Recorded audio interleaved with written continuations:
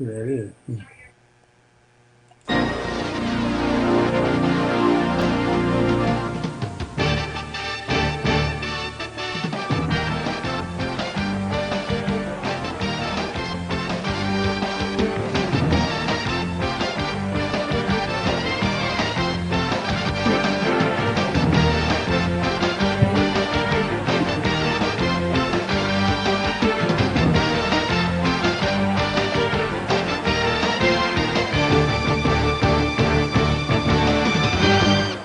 And just like that, we're back. It must be a Wednesday because I'm hanging out with the original Coach Carter here at Youth Central Sports, where we come to you every Wednesday right here at www.youthcentralsports. Also on Facebook, Periscope, and YouTube.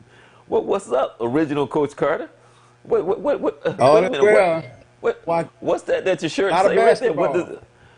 What does your shirt This say? is a basketball coaches association of Tennessee. Oh, okay. All right. All right. Well, first of all, real quick, I want to say hi to my friend Myron Coney. What's up, Coney? Man, happy that you join us every week. He's there in Jayville. And got to say, Coney, man, I got to come hang out with you on your motorcycle. You don't know it, but I've had a motorcycle ever since I was 18. So, I got to catch up with you so we can go bike ride. But anyway, what's the weather like there in Tennessee? Well, it's hot, but we just had we have afternoon thunderstorms. We had one earlier this afternoon. We're going to have another one tomorrow.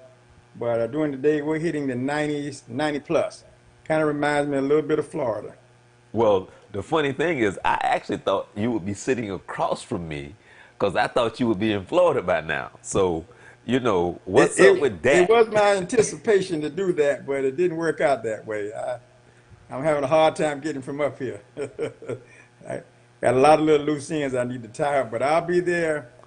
My anticipated arrival now is Friday. Okay. All right. All right. Looking forward to seeing you. Haven't seen you in a while. Personally. Yes, Personally. yeah, You yeah, know. yeah, it's been a while. By the way, Wally, the raccoon, told me to tell you hi. Tell Riley he has not been missed. I have not missed Riley not one bit. And if I don't ever see him again, I'm good to go.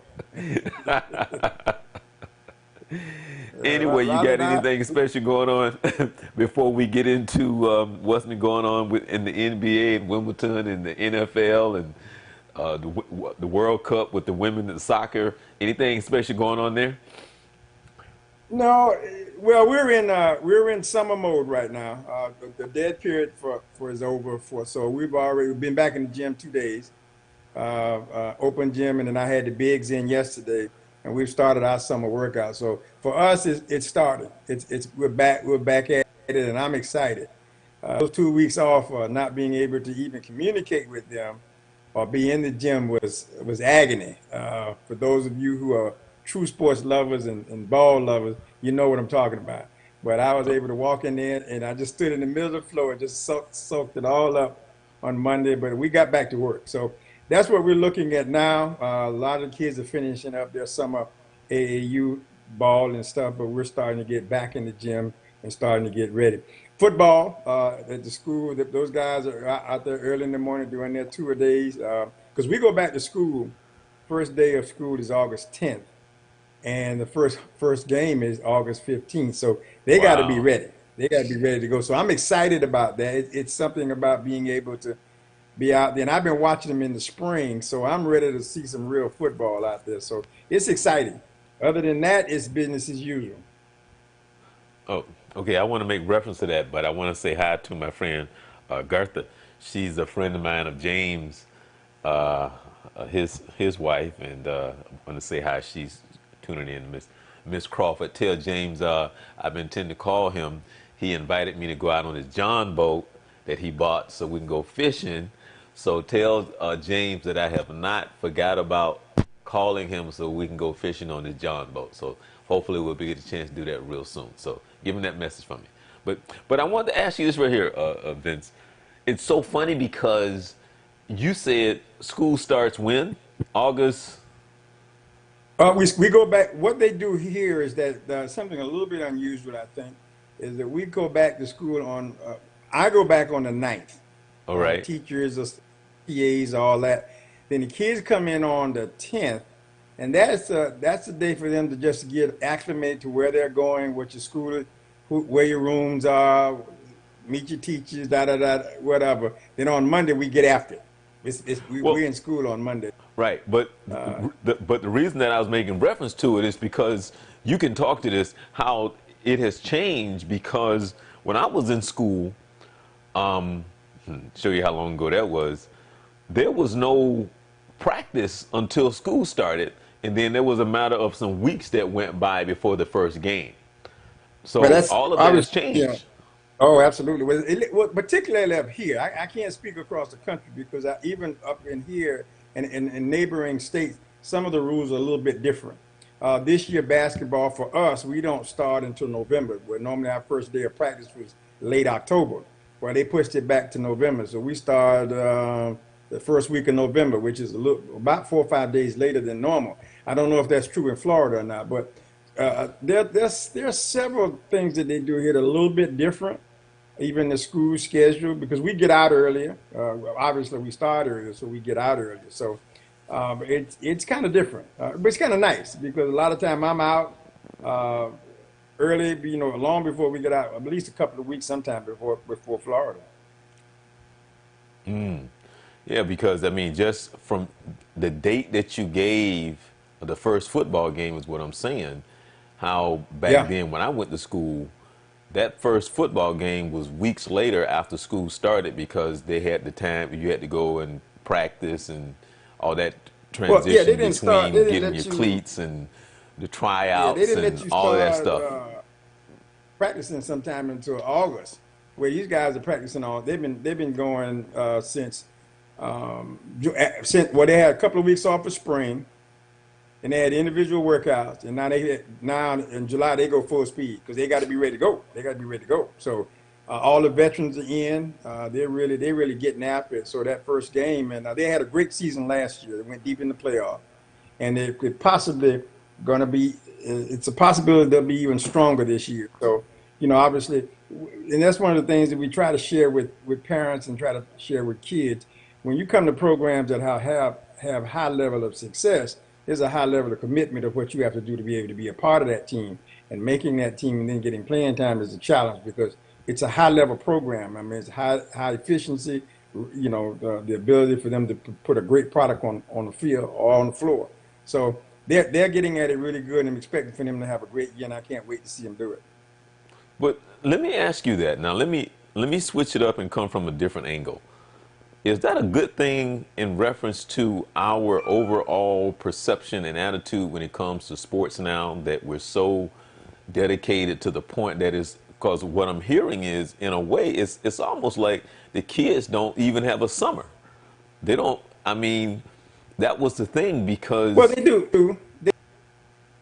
They actually do. 'Cause we, like for instance, on the basketball side, we commit them to the month of June. Then after that is we have open gym. They are not committed to that. We offer it for them the opportunity for them to come in, get shots up. But when we get around start of school and we got a time period there late August, early September, we go into condition. That's mandatory. But everything else up. So the kid actually, if he can't make it, because June is our teen camp month. When we like this past year, we had about maybe 35, 28, 28, 29, 30 games in 3 weeks that we played. So then they're through with us, and then they come back. You got kids that play multiple sports. Some of them are not available. So it is like anything else, in my opinion. If you want to be good at it, you got to put the time in at it. And one well of the things that well we try to well balance for the young man or the young well lady is that's that not what they I'm have to talking about come though, up, Vince. but it's a part of that decision. Here's what you have to see, and up here particularly, this kid may not be working with us, but he's got his individual trainer, and they're putting in time. So he or she they're lifting, their workouts, whatever they do with them. Decision is they have as much free time as any other kid. It's just how they choose to use it. Yeah, but I was just talking about the overall outlook when it comes to how we now are so I guess, involved in sports to the degree that we look at it in the value system that we place on it overall when it comes to however we look at sports, where I'm saying that when we were in school, because the the sport we love, we loved it just as much, and to me, we was just into it just as much. The passion was just as much, but I think the overall Opportunities were of not. what it is, and I don't know if it's because it's bringing in dollars, is that could be part of it. Uh, uh, the competitiveness to the degree in which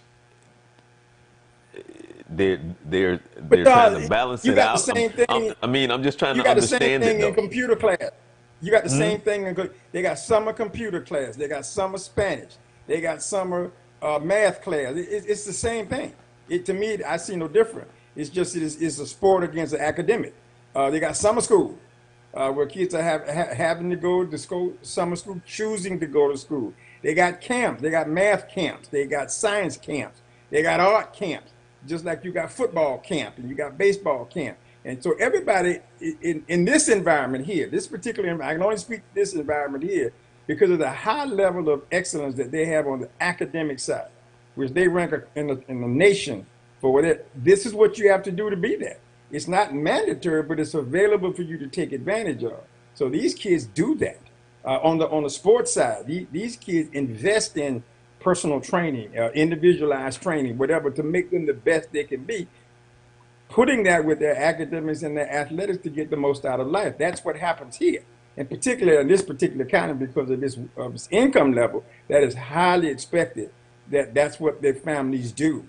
Now, is that true in Nashville, all over Nashville? Probably not. But there's the same amount of competitiveness that's without the nation. Everybody wants to be the best they can be. And the only way you can do that is to put in the time that's required.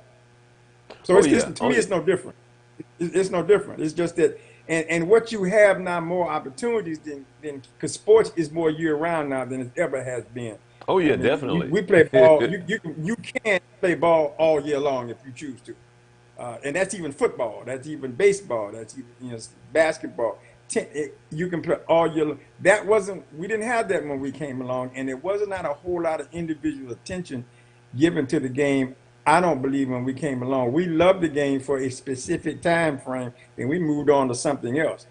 That's not too much. We got kids that play multiple sports, so they are doing that. But generally today, and kids trying to get out of high school into college, and college players trying to get out into the next level, what they want to do is competitive.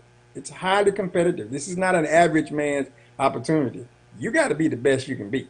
Because when you look at those college programs, they're not taking average athletes. They're taking the top athletes, so everybody wants to try to be there. So I think Oh, it's just competitiveness.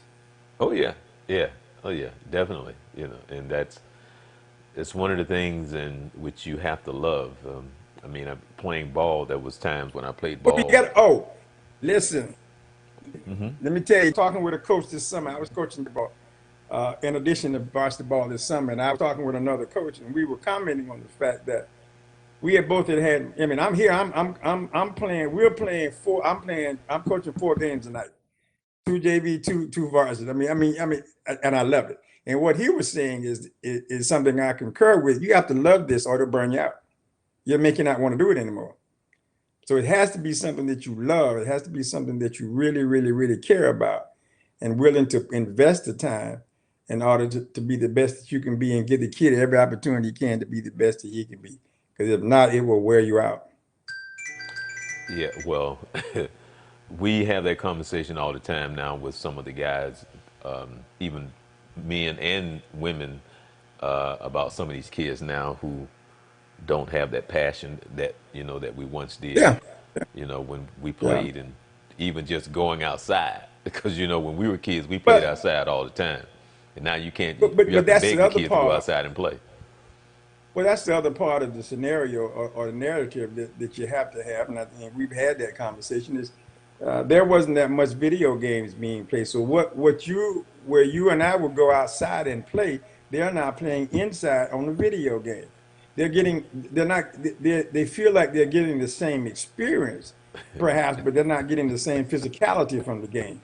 they're learning the game. I agree with that because I've actually looked at because I'm not a video player, never have been, probably will never be. But I have looked at some of those basketball programs. They are very high tech. If you utilize it as a training tool, it can be advantageous to you. I'm just not there yet, but these and we say it all the time. I think you and I discuss it. You can talk to many people. Kids are lazy because they got it too easy now. I can do it on a video. I can, as opposed to getting out there and physically getting involved. That's one of the major differences that you have today is that they can sit down and look at and do it, play video game. And I don't see the value of that. And I'm not being, I don't want to be negative just simply because I don't like it, but I just don't see the value of it. But I am learning that it can be used as a teaching tool, especially from a coach standpoint, to be able to observe the game, look at the game, try different, and that kind of, okay, perhaps so, but it's just a matter of just sitting there playing it. I see no value in that. Right. True. That's Well, just me now. I mean, there are people making money. I got a kid that played with me, play in high school when I coaching at Boone, who is now one of the top video players in the country. He travels around the country, is highly recognized for his video team play. Who would have thought? right. He was a heck of a good basketball player. He was undersized, but we connected about a month ago on Facebook, and he was in Vegas at some big tournament, which I've heard about, and he's a key player on video game. Amazing, amazing. I'm happy for him. It wouldn't be me, You see but those games that they have on ESPN, right? I mean, you see those games. yeah, Yeah, that's yeah, what he's doing. That's what he's doing. He's one of those kind of gamers.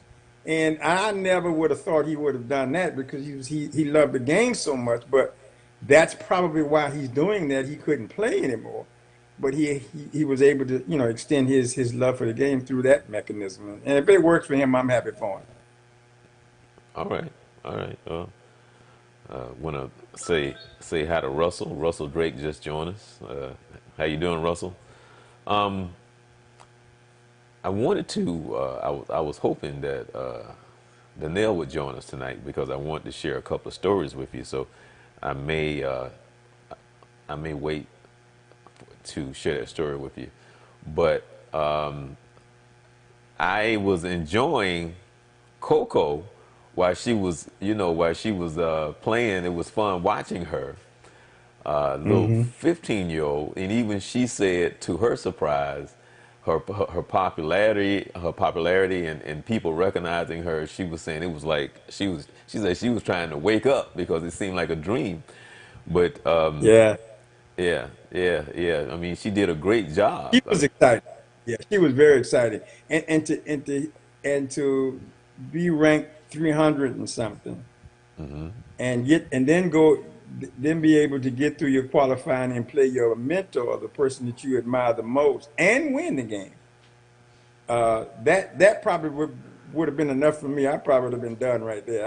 I don't know that I could have gone.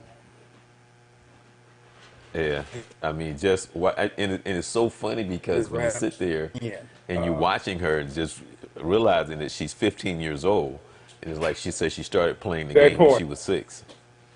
They're You very know, poised. I mean, I thought right? who her people have done a great job in keeping her calm. I mean, her 15ness showed occasionally, but that's just human nature. But from her profession, she was so calm. I mean, she took it in stride. She handled it. She handled a loss as well as she handled a victory. And at the end, I did not see her on the last match that she lost on the court, but I saw the aftermath of it, and I still thought she handled it well. Great showing, great showing. Yeah, yeah. It was fun watching her. I mean, and Yes, looking for her in the future. It's like wow, wow. And the thing is, being from Florida too, it's like oh, right. okay, Yeah, all right, and it's interesting too that I thought it was very nice that she paid homage to Serena and Venus as being her paving the path for her to be where she was able to get to. I thought that was very nice of her to say that, and I also thought it was interesting that Serena. played mixed doubles this year, something she had not done before. Um, so again, stepping out of her box, and then she came alive there too. Because one time I thought she wasn't going to go very far, but she pushed through. He is pushing through. In the thing with Coco that I was trying to imagine, because playing sports and playing it at a high level and being extremely competitive, I was just trying to put myself in her shoes of playing Venus and actually on the court with her, because as a little kid you grew up watching her and you idolize her, and now she's across from you, and what that was like. And I'm not even talking about the win, I'm just talking about the fact that the first time she's facing her and she's there at Wilmington, and you look across and you be like, I'm this person who's, and I know at some point this person who she idolized was like bigger than life, as you know, as a kid, and now you're on like center stage with this person, you know, and what that would have felt like, you know, at the That's age of why I thought 15. that. That's why I thought that her parents and coaching done a great job in preparing her and keeping her poised. And I can only imagine what that week, that time coming up was like, or prior to that, keeping her level, taking the oddness of your idol away for a momentary, and try and treat her as a competitor. How difficult that must have been, but they did a great job because I thought she handled it very well. I thought her mother was probably giving off the energy that she wanted to give. But I thought mom was going to jump out the stands a couple of times. Dad was trying to be cool, but mom couldn't hold it. So maybe that's it transferred from Coco to her mom. But I thought they did an outstanding job in helping her to face that. As you said, not just winning it, just the mere fact that she came in and was very, very competitive enough to win. So my hats off to them, and a great job for her for being poised enough to do that. That's got to be difficult. I can only imagine what that would be like if I could face one of my childhood idols across from me. I probably, not even playing them in a game, just talking to them. Right. And I've had that opportunity with a couple of people, and I almost got tongue tied. And, Almost. and actually, let me ask you, because growing up in sports and life and it being bigger than life when you're a kid, who was the first person that you met that you was like, oh wow, I'm meeting this person that you just idolized, someone that you grew up watching? Who was the first person, Vince? Kareem Abdul-Jabbar. Wow. And Yeah, then I actually played with him in the summer in the summer in New York before he went to UCLA, and obviously he was named Lou Alcindor, right. and Wait a then the minute, next hold on. person Wait a I minute. Ho, ever. ho, ho, ho, ho, ho. Wait a minute. Wait a minute. Wait a minute. Wait a minute. You just can't slide that by. Wait a minute. You was up in New York playing ball? Yeah, well, now we weren't playing organized ball, we were playing park ball, Right, and right. and, I and mean, I was so living you in up in New York playing ball with Lou Alcindor, so you one gotta, summer. I yeah, was visiting yeah. my aunt, living with my aunt in the summer, and Okay, the kids were out there, and they were like, okay, the kids in the area who I had met one or two of them, and they said, okay, you want to play? Yeah, I play. So you can be on his side. Okay, this is Louis Alcindor. Okay, all right, okay, whatever. All I had to do was throw in the ball. That's all I had to do. Just get the ball, throw the ball up there, and he told me, he said, just throw me the ball. I got it. Okay, got it. I can do that. And we obviously we won every game. I mean, so, and then I found out, because at that time I didn't know who he was right. until later on, and I found out who he was, and so he was the first person. The next person I met was Oscar Robertson, Wow. and was blown away and that was totally by accident. I walked up on him in Atlanta. I was at the Parks Brothers Motor Lodge, which used to be a huge landmark in Atlanta, and we were staying there, and I came down and got on the elevator, and there he was. And he spoke to Wow. me. He turned to me and polite, "Hey, how you doing?" I said, "I'm fine." I said, Oscar Robertson? He said, yeah. And there we go. So those were idols that I knew about, especially Kareem. Kareem was a big idol of mine. And then I went on to meet, obviously I've met a few others, but those are probably the first two that stood out to me. One of the first celebrities that caught me off guard, one of the very first celebrities that caught me off guard one time, I was like 18 years old.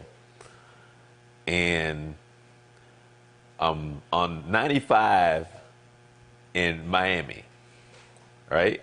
So he's just riding Hmm. around, just driving along 95 Miami and looked over in the car right next to us in a Rolls Royce was Flip Wilson. Mm. And back then, that was in the 70s now, because Flip Wilson was like really, because he had the Flip Wilson show Yeah, and all of that going on at the yeah, time. yeah, yeah. Right. And so just, just out of the blue, you're just sitting there just riding and then you just look over and you'd be like, whoa, and then he saw us when we saw him and he's sitting there in his Rolls Royce, had his driving gloves on, and he just kind of like waved, be like, that Flip Wilson. And he just kind of waved like, There's yeah, yeah, But that was like one you of the know, first celebrities that I actually saw that's kind of like, sort of, in person, sort of, kind of, as a little 18-year-old, you kind of like, wow, that's Flip Wilson. Flip used to there's a place in Miami called Mother's Kitchen that Flip used to Right, be yeah, in every single day. He single-handedly kept them in business, kind of like Johnson's Diner was in Orlando. right.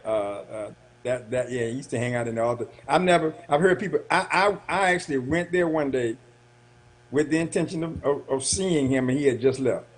And I went back the next day. He hadn't got there yet. So after that, I didn't go back anymore. I was like, well, what time does he come? And not to mention there was some good food. It was some very good food. Now, I can say I had a nice conversation with Julius Irvin while he was here working with the Magic. I Hmm. had a very nice conversation with Walt Frazier. Talked with him for a long time. That's one of my idols right there. And I Yeah. had a very nice conversation with Earl the Pearl. Hmm. Had a very long conversation with Earl the Pearl because he was the guest speaker here at the Black Men's Health Summit. Angela Uh-huh. brought him in. So I kind of like had a chance to just really be in the room with him by ourselves. And he's very nice, very down to earth.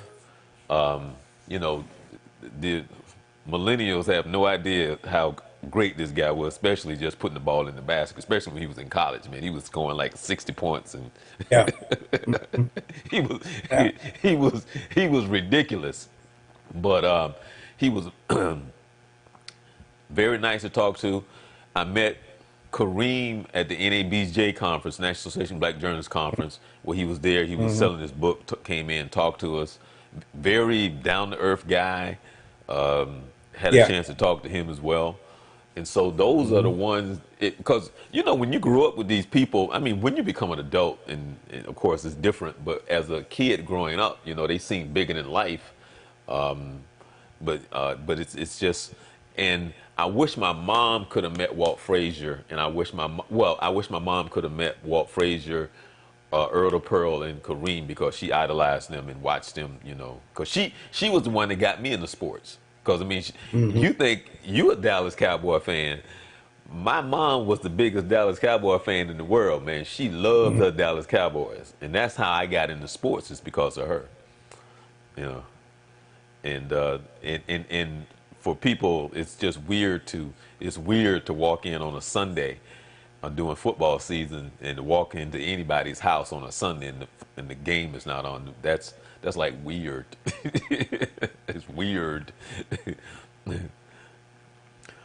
Let's A little talk bit about different. this. Let's talk about this right here coming up Saturday. The summit, the opportunity, the portion that I'm excited about is the opportunity to talk with parents, coaches, and kids about their ability to maximize their effort in the sports arena. We're going to have an opportunity to hopefully take some questions, answer some questions as well, share some experiences, and give them a better blueprint for preparing their young athlete, he or she, for the next level. We'd love to see you out there with us. Love to have you come and chit chat. Bring your questions, and we'd love to see you. Right. We will get a chance to talk about that transition, middle school, high school to college, the overall that experience of what it's like in in college. It's the same but yet different. It's an eye-opening experience. I can share my own experience with you for those that will be there. Some things that I had to learn. You have to grow up because it's a business and it is fun, but I'm telling you, it's hard work, man. You have to learn how to discipline yourself between practice, school, and whatever else time you want over here. But I can remember, Vince, and I don't know if I ever shared this story with you, but I can remember coming home from practice one day, and this girl knocked on my door, and she said, "Hey, Charles, I came to see you." I said, "You got to come back tomorrow, because I'm just tired. Bye." I went and laid down and went to sleep. Mhm. I was wore out, Been and been there. I'm like 18, 19 years old, and it would take a lot for me to be. I'm tired, because between and I between the weightlifting, between school, between the practice, it was that was a rough week because it was the beginning of of the practice. So I wasn't quite in shape yet. So I'm like, was never really out of shape, but that going to that next level of training, it was challenging in a sense. But it didn't. I mean, it didn't take me long, to get in shape. But still, I just remember what it was like. The commitment, and that's what young people have to learn. Both at any level, on any team sport that you play on. We want to have fun, but as the further you go up, the more serious it becomes because it's people's livelihoods. That's the competitive nature of what it's all. It gets more and more competitive, and sometimes people's jobs are attached to that, so they really take it very seriously. So, and I think if you're going to do it, you give it all you got. And I then, don't care where and, you are. and then Vince, I had to go through that thing of trying to fight for my position, you know, because there's guys that are good. So what's the difference? You may think one thing, but the coach's reality may be something else. So I had to fight every practice for my position. And then not only was I fighting for it, and see, when you're that age, or when you in that state of mind, your immaturity plays a lot into it because there's a position that needs to be filled. Now, you take it personal against the other person, and it's not the other person because it's the coach's decision. It has nothing to do with the other person. You just need to do what you need to do in order for you to try to get some playing time, whatever it is that's in the coach's mind. But you're looking over at that person or people like yeah, but that's not it. It's good to be competitive and you want the position, but everybody is trying to get that playing time, but you shouldn't take it personal because you're a team, but you have to mature to that level. Well, it's hard not to take it personal because it's a matter of me over him. You're gonna put the best five on the floor, best 11, if it's football and whatever they put on baseball. You're looking for the best player. And I think when you're younger, you want to make sure everybody plays and all of that. But when you get up to that high school level, it's competition. The best player would be the one that I use. So it is a personal competition. But where the maturity comes in is when I compete hard against you to win that spot. And then once that's over, we're a team. And that's where I think immaturity kicks in. They can't turn it on and off. They can't blend that in. that I'm fighting for the same position you're fighting for, and I'm going after you with all I've got to get this position. If I don't get the position, it just means that I'm your backup, and we're still on the team. We're still got the same goal. It's a team goal, not a personal goal. My personal goal is to be a starter. And if I got to fight you to get that, I can do that. And maturity says, if I don't get it, then I'm still a part of the team. And that's where I think the struggle comes in. Because it's the nature of competition. You're going to have a winner and you're going to have a loser.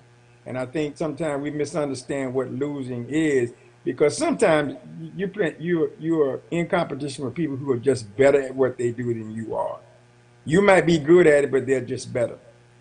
And if you're going to put the best on the floor, I got to go with the best 5 or the best 11. And that's what it comes down to. It doesn't mean that you're not a good player. It doesn't mean that you can't be a heck of a contributor. But it's all about how you look at it. It's about your attitude. And that's where that circle around you comes into play. They can help you with that, or they can destroy it for you. They can make it better, or they can make it worse. You should be starting over him. When a lot of times these kids know that's not true. They know they shouldn't be starting over certain people because they know that kid's better than he is. But they buy into it because other people feed into their ear and they're saying, "Oh, I think you should be starting, and he shouldn't be starting." But a lot of these kids know that's not true. They buy into it because it's a sympathy thing. But in reality, the ones that are honest, they know it's not true. Yeah, yeah. Case in point. Yeah. There's some stories that I can share with you, stuff that was going on, and then people take sides, and I see it. Yeah. I'm in the middle of it now. I hear it every day. I hear it from kids, and kids that I work with, and things. I understand. Look at the summer league. Don't tell me they're not out there competing against. They don't take it personally because they got to. Right. Because that's what they're looking for. They want to see, how bad do you want to do this? What are you willing to do to get it done? You don't have to hurt people, but you got to play hard. That's one of the biggest differences about the transition from college to NBA. It's tough out there. You got to hustle. You got to play hard every single play. Then you got to learn what they want you to do. You got to pick up new skills. You got to grow the skill you got and all that. But it's all. I heard coaches today on there talking about playing hard. That's one of the things they look at. They're looking to see, this kid doesn't play hard. He's not playing hard every play. Now, he might have dropped 20, 30 points, but he's not playing hard. Right. So I put you out there with other seasoned NBA players, not summer league players, you're going to get blown away because you're not playing hard. So it's highly competitive, and I think a lot of times people want to make it soft. It's not soft. It's competition. It's tough competition. You're going to have winners and you're going to have losers. It's not gray wire ball where everybody going to play the same amount of time, and we're going to make sure that the unskilled play the same amount of time as the skilled. No, we passed that already. This is competition. Yeah. Well, you're taking me back many years ago, and I think I shared with you. An old friend of mine, daughter, went to school at Stetson, and after her freshman year, they wanted to take her scholarship and give it to somebody else. And man, her mother almost, Lordy, she went and she argued with that coach and but the coach finally gave in and said okay, but the mother didn't understand quite how it worked. Listen, I tell parents, especially now, I tell them, I see a side of your kid that you don't see. You know your kid, and you know your kid very well. But I see him under a stress that you don't see him under. I see him in disappointing situations that you don't see. I see him go up against a brick wall that he can't get over. You don't see that. Most parents, because you aren't there. You aren't there to help him get over that. You aren't there to coach him through. You aren't there to celebrate some of the small victories that he gets that he may not ever mention to you. And that's why I tell parents, I see a side of your son, and they think I mean negative, but it's a positive side. But I talk to so many of them who aren't aware of their son's accomplishment because they don't talk about it. They don't go home and say, "Oh, guess what I did today? not that I scored X amount of points, but I had this many blocks, this many steals, this many assists. I dove on the floor this many times. I took this many. They're not saying those parents. They want to know, did you win? How many points did you get? Well, he might not, you didn't score any points. Yeah, but this kid played one heck of a basketball game. Had one heck of a practice. So I get a chance to see him in that situation where he rises from the bottom to get to the middle, then to the top. What that frustration looks like, what the anxiety has been, how he has dealt with that, and how we've been there in this trench together, and to see that, that's so gratifying. And it's not that I can take credit for it. It's just that I was there to watch him get his accomplishment. And that's what I tell parents. I see a side of your kids that you don't see. You don't see his failure. And he doesn't always tell you about it. I see his failure. Mm-hmm. And I have to address his failure. I have to go to him and tell him, no, you didn't do that right. You didn't do that well. Guess what? This kid did it better than you, so you're the one to see it. He's going to play. I got to deal with the aftermath of what that is doing to him. Now after I put this other kid on the floor, I got to go back to him. Now I got to bandage him up. I got to get him healthy again so I can put him back in the mix. Well, Vince, that's the part about coaching that I like, though. But that's what it's all about. But Vince, that's why I think Saturday is so important, because that's part of what Saturday is about, and I think that's why Marcia is so important too, as she's coming and she's going to talk about the clinical and the psychological part of sports in our society, and to kind of help us fine tune ourselves to give us a better, clearer picture of what you're just talking about. Because it is easier said than done, and I think that I know for a fact it's important, but I do think it's missed by, and as you said, it's missed because people don't see that. They see that kid on the floor, and one of the things I encourage all of our parents who are involved in our programs: love on another kid other than your own. We're a family, and that means that we love everybody. We're trying to love and support each kid, the one that's on the floor and the one that's sitting on the bench. And one sitting on the bench may not be because of his own choosing. It isn't that he didn't perform well. This kid on the floor performs better than he does. Okay, and then so it's a matter of giving them all support. That's a key to this, and having everybody understand where they are as it relates to this team and this team's goal, not the individual goal, but your individual goal is to get as much playing time as you can. So in order for you to do that, here's what you need to do.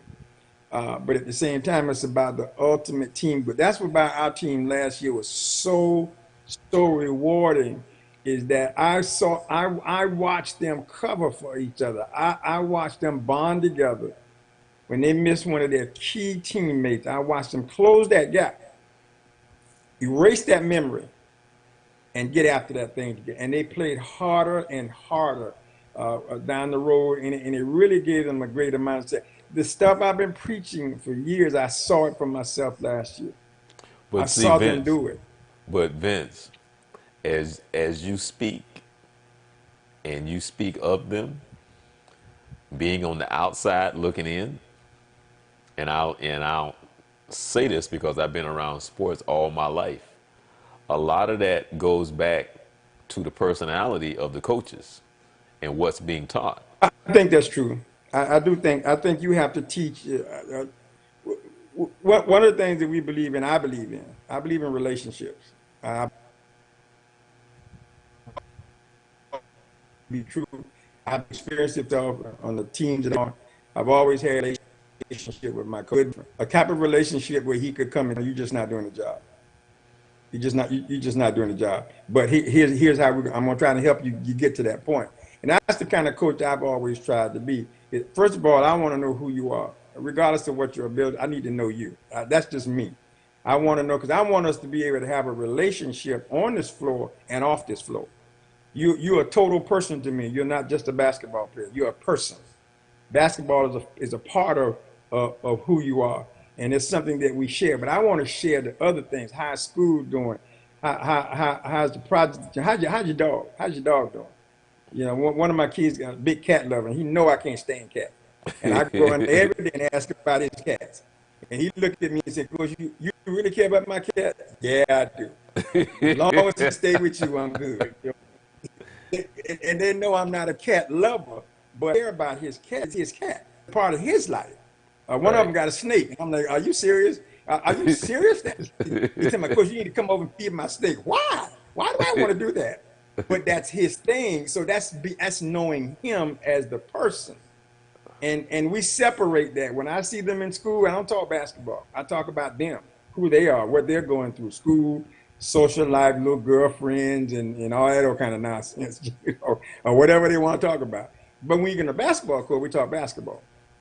And that has always been my philosophy. That is my way. That's what I have been experienced through with myself. And then I find it to be very effective with the players that I interact with. And that's just, and I agree with you, it's the cultures, what kind of culture you want to build. I don't want to build a culture of fear. I want to build a culture of toughness that we're going to get out here and fight to the end. We're not going to quit. We're not going to give up. But I don't want you to be afraid of me. I want you to be able to talk to me. I want you to be able to come to me. And if you have something you want to say, I want you to be able to say it. You got to say it in the correct way, obviously, level of respect, player to coach, coach to player. But I don't want you to be afraid of me. I don't want you, if I call you, I don't want you to, oh Lord, I got to, because my kids, they know I yell when I want to praise them as much as when I want to correct them. Because that keeps them off guard. They don't know why. They say, Coach, what you yelling for? I just want to tell you, you're a good job. Oh, Coach. Yeah, and it keeps them, but that's the consistency of who I am. So I think you're 100% correct. I think it's about the culture that you build, and I think successful teams have those kinds of cultures. True, true. Well, I was looking and I saw that I guess one of the quarterbacks from UCF broke his ankle. Yes. Did Yeah. you did you see that? He was competing against Brandon Wimbush, so Wimbush probably now would be the starting quarter. I think this was the backup from the other quarterback who probably would have been the starting quarterback, but they were in fierce competition, which is always good for the team. Unfortunately, now I don't know how long he'll be out, but that should automatically put Wimbush in the starting position. Let's see. Yeah, It's always unfortunate. It's yeah, always because we're unfortunate. we're only a few weeks away from college Yeah, football. Because I mean, right. next month Yeah, football starts. yeah. In the NFL. So hey, wow. Yeah, they're already in camp. Some of them are already going to OTAs already. And so then teams are reporting, and they're getting started because they got a preseason they got to go through. And they got cuts. They got to make cuts too. And training camp, which most of them hate, which I don't blame them, but they got to have that. Have you been following Wimbledon after Coco? A little bit, most on the men's side. I see you got your two favorites going to face off for a championship, which is kind of what I wanted to see. I watched some of the men's play. There's been some good play over there too. It's amazing the type of tennis. I underestimate tennis sometimes, I guess, because I don't watch it enough. But I really like the volleying, the cuts on the ball, the slice shot. I mean, just some really good tennis. So this should be a great championship. It was Fidel and Federer. Right. Yeah. Um, Uh uh, huh. that should be very, very. I think that's going to be some good tennis. Yeah. Now, on the women's side, I'm not sure who's there yet, but Serena. I mean, I think Serena should Serena. I don't play know who's playing. in the morning. Okay, Yeah. I know she was there. She played well. She started off a little slow, but then she cranked it up Right. and really got it going. She really got motivated there because I'm liking her play too. She looks better. Yeah. Yeah.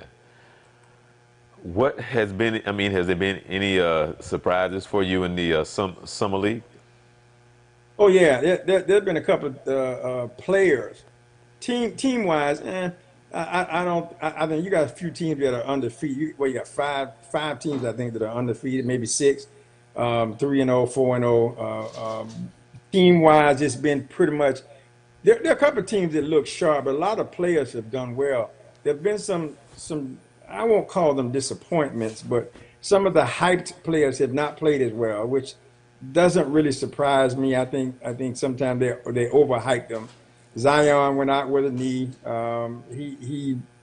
And I don't think his injury was that serious. I just think they're going to keep him out. He's got a lot of work to do. Boy, I tell you, he's got to lose weight. He's got to develop a shot, a jump shot, so on and so forth. Um, RJ still can't shoot the basketball, but he's getting downhill. They're excited about him there, but he's got to get a jump shot on. He's got to really do something about his shooting. Reddish, I haven't seen Cam play yet. Cam Reddish and Cam Johnson from North Carolina won't play at all during the summer. He'll pick up with the team when they get to camp. Taco Falls has looked. I have been very impressed with Taco and very excited for Taco. I'm a Taco Right. Falls fan. I've watched him play and really I'm impressed with the improvement that he's made. He really, the last couple of games, really looked like a basketball player. I mean, he nice post moves. He looked comfortable scoring the basketball. They improved his free throw shot a little bit. He just looked better. And I watch him run the floor so much harder than he did in college. So that means they must have got it. He's in very good shape. So I'm excited for him. A little disappointed about B.J. Taylor so far.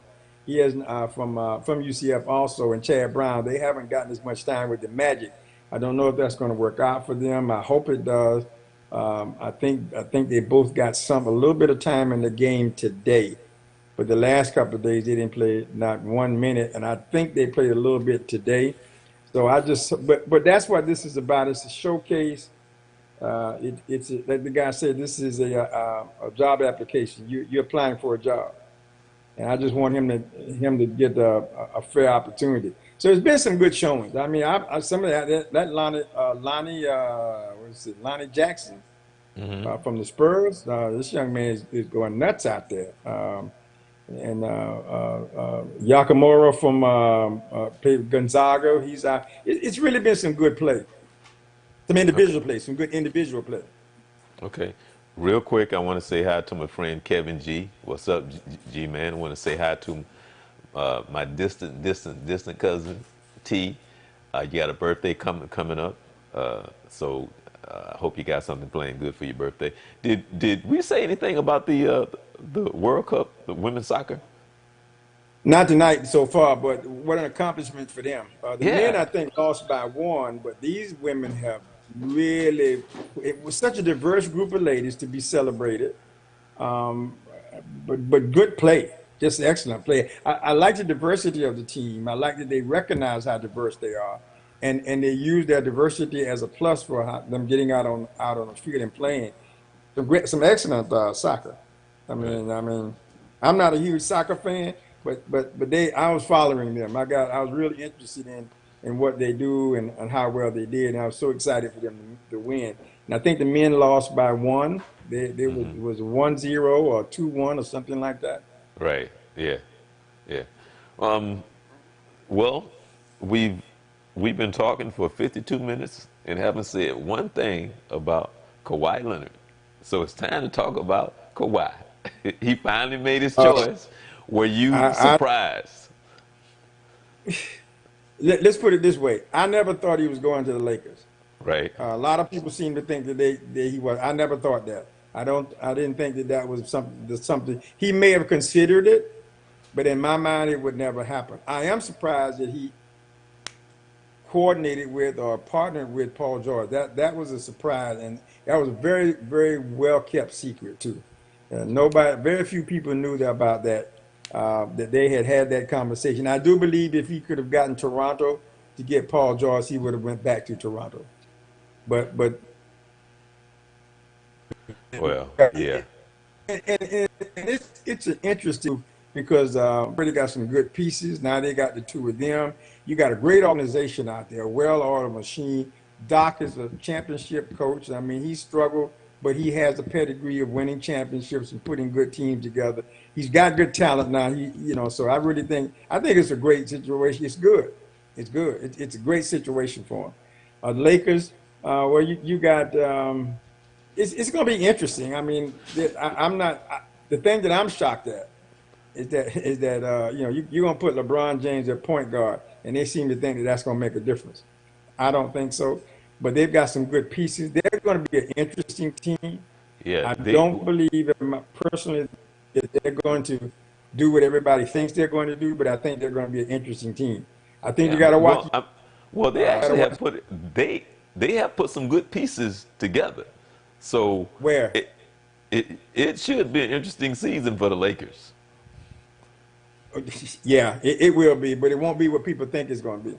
Not in my opinion. Right. They'll be better than they were last year. They got one or two good pieces, but the problem that they have, they still got the same problem they had before. Uh, and you got LeBron, so you got to figure out how can I win with LeBron? And everybody seems to think that that is the catalyst for winning, and it's not. You're going to have to put something else around him, and now you got to put some shooters around him because that's when he's the most effective. I think it has to be AD's team, not LeBron's team. If you make it AD's team, they're going to do much better. If it's LeBron's team, I don't think they're going to do as well. Yeah. Well, him playing guard. Interesting decision. It's a heck of a decision. I interested to see how that pans out. I don't know. I mean, now Michael had no problem playing guard. You know, not at Yeah, but all. he's not Michael. He's not Michael. I don't care what they say. He's not Michael. There is no similarity between him and Michael. I know that. I know, and it's when people talk, it's like night and day. It's not even a comparison. I don't. It's just, yeah, yeah, No, none, yeah. none whatsoever. LeBron is a different player than he was, no doubt about that. Age has kicked in. And I really do think he's broadened his perspective on the game. But he is injury prone now. He's getting older. It is time for him to make some changes to his game in order for him to be effective. But the bruiser that everybody thinks he used to be, he's not that guy anymore. And he's in good shape. Don't get me wrong, but he's not that guy anymore. His body's not gonna be able to take it like that. That's the case. That's the point that we're discussing about Zion. Zion went out there and ripped that boy from the Knicks and just took the balls and dunked it and all that. And it looked good on TV. But if he does that the whole year long, he's not gonna play all 82 games. First of all, he can't carry all that weight for 82. And he gained weight since the draft, and he's not going to be able to run up and down that floor and do that kind of. If he doesn't lose weight and he got to get a jump shot, he's got Right. to come up with a jump shot. So again, talking about this adjustment, it's exciting to watch and it's exciting to talk about. But it's dollars and cents, and now that everybody's gotten signed pretty much. You still got a few free agents floating around, but basically all the big boys are signed. Everybody's got their money. Now we got to see them put it on the floor. I'm excited for Kawhi. I would have preferred to see him go back to Toronto, but as he said when he talked with the coach, he said he wanted to go home, and I can appreciate that. Right. Well, I was talking I can about, appreciate. unfortunately, they really won't get a chance to defend their title, but that's just the way it goes. You know. Yeah, yeah. Well, Yeah. I think they knew. He kind of made it clear that he wasn't. I thought for a minute he might stay because they opened their arms up to him and he bought some property there and all of that, but. He boils it down to very simple. I want to go home, and you can't argue with a guy that want to go home. I don't think you can argue. If you want to go home, I get it. I get it.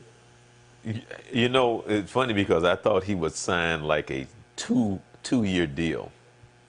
You know, No, uh, that's what I thought no. he would, probably sign like a 2-year deal, opt out after the first year, and then go on the West Coast.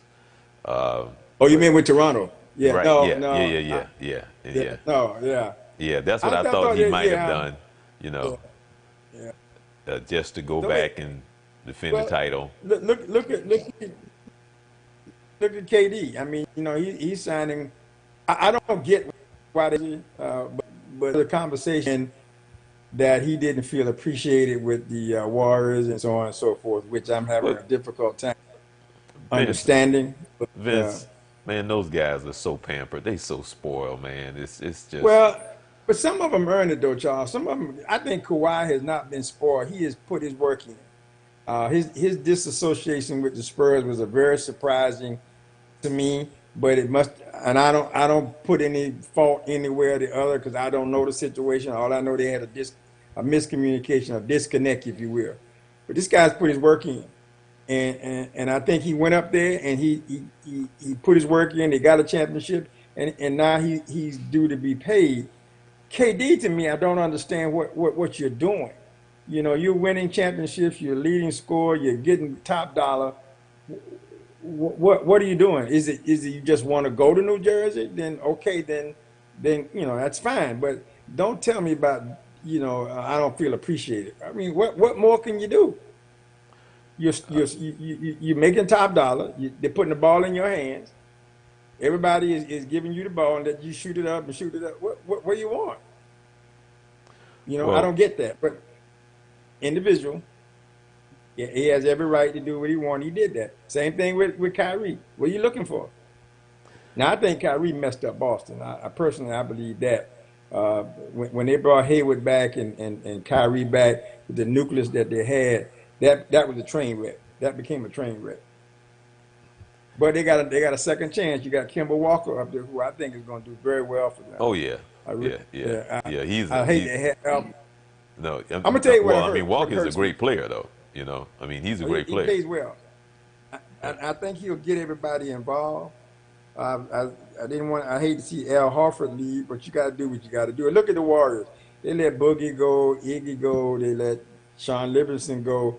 The thing that I like about what they're, I'm disappointed. I'm always disappointed when you break up a team. But you have to do that for dollars and cents, age, contracts, all that kind of stuff. One of the things that appears to have happened is that the Warriors they told Iguodala, you're gonna possibly be traded. We're gonna put you on the block because we're getting ready to make a move. I think it's easier to deal with when you understand what's going on. And like anything else, they're getting older. They got to reload. I looked at their roster today. They got a decent roster, although I think they got some kids that are not going to stay there. I don't think D'Angelo Russell's going to stay there. They got Glenn Robinson the third. I don't think he's going to stay there. They got a couple other guys. I don't think they're going to stay there. I think they're going to still move those guys later on. Again, I'm a Warrior fan. I think when Clay come back, I think they'll be competitive. I really do think they'll be competitive. They're gonna surprise some people. I was really happy to see they signed Kevon Mooney, Looney back and gave him a 3-year deal because that young man gave a lot to the team last year. With Damian Jones, they let him go and picked up Amar Spellman, the young man out of who was at the Hawks. And look at Jabari Parker. Yeah, when the last time you heard about Jabari Parker? Yeah, I was thinking about Uh, him. he's in the Hawks. He went to the Right. Hawks. Yeah. So I love what has happened. I knew it was going to be this kind of a summer. I think it's been an interesting summer. I mean, it's been a couple of surprises, but I think overall this is pretty much what everybody had expected. A feeding frenzy, a lot of people moving, a lot of dollars being thrown around out there, and it's still not over. You still got what they call the second tier players. A lot of those guys haven't been signed and moved yet, so still some more moving is going to take place. It's going to be interesting. I think next year's NBA is going to be probably going to be the most interesting it's been because we don't know who's going to win. Okay. It's not a foregone conclusion that the Warriors will win next year. There'll be somebody else, which I think makes for interesting ball. Before we get out of here, I got to ask you: did you see any of the baseball? The home. I have been so consumed with basketball. I have not really paid that much to baseball at all. To be honest, I've been watching, trying to watch as much summer league ball as possible. Watching these kids go up and down the floor and the various moves that are being made. So I've kind of lost track of baseball. Okay. Uh, Give me some NFL news. What you got? NFL? Anything? I saw where somebody got a 4-game suspension for drugs or something like that. yeah, somebody failed a test, Right. failed a Yeah. drug test, or something like Something. that. Yeah. Um, I, I see it, He may play it for the was Bucks. I think. I don't. yeah, I I think just saw so. it go across Yeah. the So team there. football. It's going to be interesting. It's going to be interesting to see where everybody seems to think that New England, if they stay healthy, they win it again. I'm not sure about that, but it's going to make for interesting football. Well, Cowboys again on paper. you know, Everybody's talking about Cowboys if have a chance. We'll see. if if the officials would call it an interference the way they should, it might be a different Super Bowl, but that's a whole Well, nother story. it'll be interesting. It'll be interesting this year because they've had some rule changes. They've addressed that long. There have been a couple of plays that have come up in question over the last 2 or 3 or 4 years that are now under the rules this season. Those would have been different calls, so that may make a difference. And that's what the rules committee was trying to say. How can we be fair about this? That's a tough decision to make, but I think those coming rules are going to open it up a little bit. It's going to be able to address those concerns. We'll see how well it makes, how much of a difference it makes on the field. Okay, real quick before we get out of here, we got to end on this coming Saturday, July Please come 13th join. at the Smith Center. Please come to join Smith Center. Let's come talk competitiveness. Let's come talk about how to be a parent. Not trying to teach you how to be a parent, but parent roles, coaches roles, players roles. Let's answer some of your questions. Let's talk about building stair steps and great blueprints to what we hope will be success for your young athlete, male and or female. Look forward to your questions. Look forward to interacting with you. Look forward to seeing you. Come join us this Saturday at the Smith Center. I'll be there. I want you to come be there with me. All right. Well, we're looking forward to you coming to town. Safe travel on the road. Thank you. Looking forward to seeing you. Wally the raccoon, looking forward to seeing you as well. Yeah, tell Wally I got a gift for him. I think I got 6 of them. I got 6 gifts I want to give him this time. We're going to have to tell the people who Wally the raccoon is next time we on They the show. don't need to know that. All right, Vince, I always enjoy hanging out with you. And, Pleasure's we're always here mine. every Wednesday Yeah. at 11 p.m. at Youth Central Sports, here live on Facebook. We're on Twitter, Periscope, YouTube. Make sure that you subscribe to us on YouTube. Make sure you hit the like button on Facebook. Appreciate that. And everyone, looking forward to those that will want to come out Saturday. And for those who are not here, we're going to ask you to please participate. We will take your questions as well because we're going to stream it on Facebook, so you can join us. And if you can have any questions or comments, be happy to take those questions, and we will ask Coach to answer those questions, though the panel as well. So looking forward to it Give me all. the best of So, that. all right. With that being said, everyone, enjoy the rest of your week. You be blessed, and Good look night. forward to hanging out with Coach coming up real soon. All righty.